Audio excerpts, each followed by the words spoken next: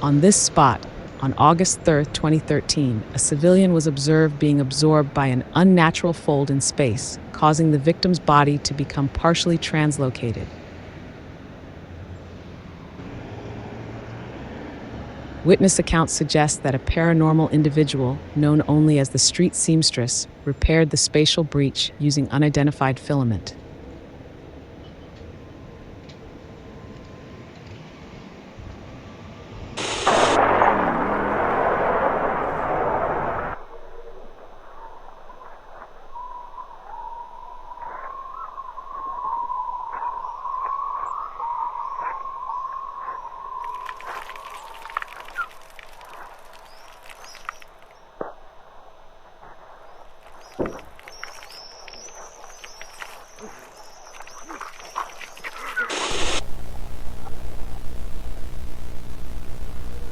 File number 295A.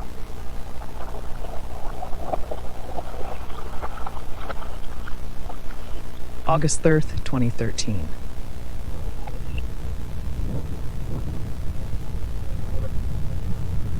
Incident report summary.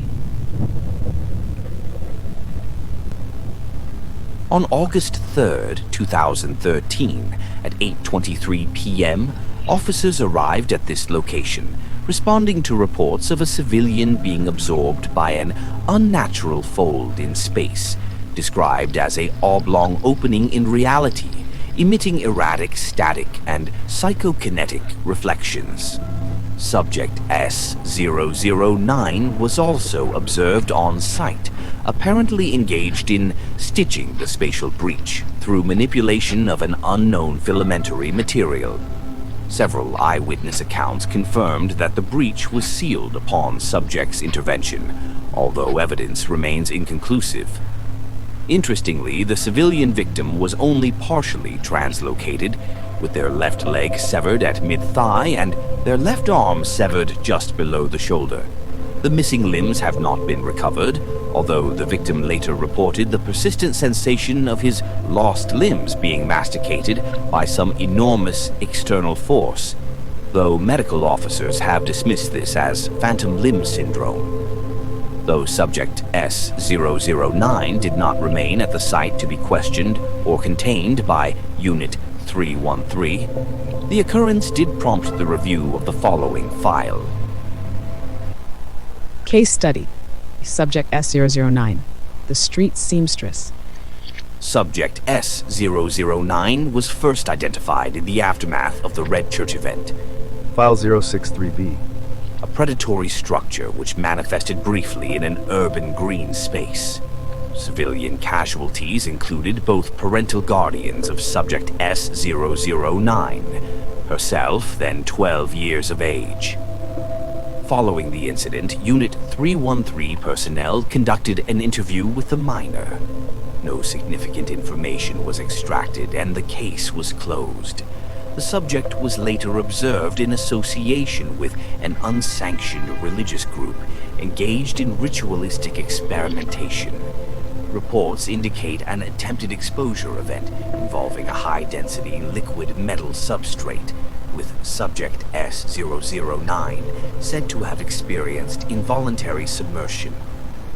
Second-hand accounts suggest that the subject underwent an extreme stress event categorized as a Type 9 mercurial ritual exposure facilitated by the unsanctioned religious collective. The event resulted in a presumed direct interface with a high-order non-human intelligence, provisionally designated YAL-01. Theorized outcome. Subject demonstrated survival aptitude and successfully completed an assigned extra-normal task within imposed lethal parameters. YAL-01 extended standard high-value compensation package, wealth, influence, power. Compensatory offerings, monetary social elevation, were apparently refused. Instead, subject S009 requested conceptual transmission of specialized craftwork. Resulting data acquisition includes extraction methodologies for non-local filament structures, starlight thread, fabrication of anomalous instrumentation, serpentine-derived needle, dimensions inconsistent with known terrestrial fauna.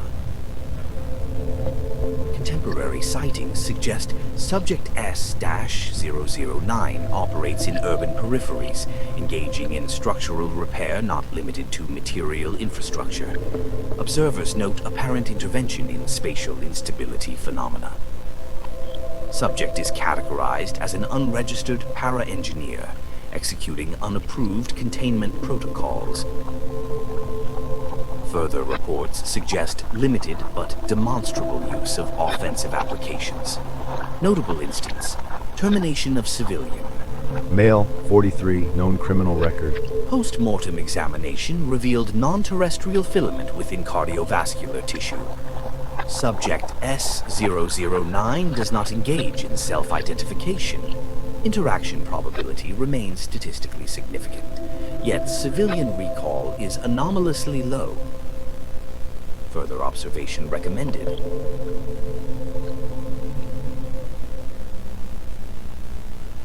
Anecdotal report. Persistent local narrative attributed. Redacted.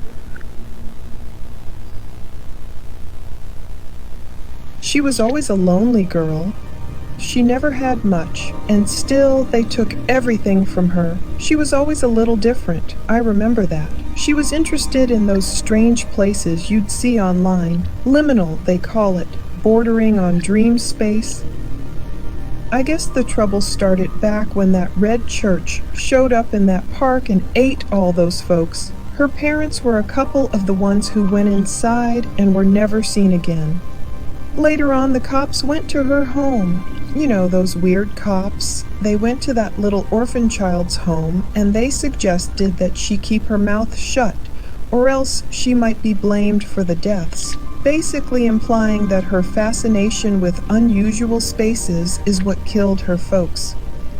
Soon she was living on the street, just a child, not even 13 years old. She tried to survive, to get by, but it can be a real hard city. Eventually she got taken in by a small cult of dullards who tried to sacrifice her to their god, drowning her in a pool of room temperature mercury. Of course, what nobody could have expected was that the ritual worked, and soon after that she was standing in the Purple Gem Cathedral, face to face with Yalhuitzotl, eater of roads, god of mirrors, storms, and madness, whose face is the doorway to the sublime world, brother to Tezcatlipoca, sister to the Bakwas. Try to snatch this strawberry from my hand, He told her, for strawberries were sacred to Yalhuitzotl and represented his heart. but if you fail, I will keep your fingers and your eyes and cast you back to your world blind and fingerless. Yalhuitzotl was cruel and wild, and older than the stars themselves, but the little girl was far faster than he could have expected. She moved without fear, which very few people can do, and because of this, she was able to snatch the berry from his palm before his own fingers could close. Yalhuitzotl laughed and laughed, thinking he'd won, only to look down and see that he'd lost, at which point the old god cried as hard the clouds cry, rain. He knew that if the other gods saw that he'd been outsmarted by a mortal, and such a tiny one, he'd be ridiculed for 1,000 years. Yalhuitzotl offered the girl money and fame in exchange for her silence, but she didn't want it. She wanted wisdom, so he taught her how to harvest string from starlight, and how to fashion a large magical needle from the fang of a giant snake that itself was long enough to encircle the world. And then she came back here to help all those people who never helped her. It's said that she lives on the fringe of society with others of her kind. More than humans, not quite gods or monsters. She knows the truth. that something is reaching into our reality, trying to force its way in. When it does, it leaves behind holes in the fabric of space-time, holes that innocent people can fall into. So now, she sews those holes shut to keep the world together. She repairs the parts of the city that nobody else pays attention to protect the people the city's already abandoned. Of course, that needle isn't just a tool to fix things. She's also been known to drive through a man's heart when it's required. Like when that flat-nosed creep was going after young girls on the east side. They found him in an alley off Hastings, with a slim black thread running through a tiny hole somebody had punched straight through his chest. You've seen her. You might remember her face like somebody you saw in a dream one time. Everybody in this city has walked past her at least once in their lives, but nobody really sees her. Nobody remembers her, and that's okay. She likes it that way.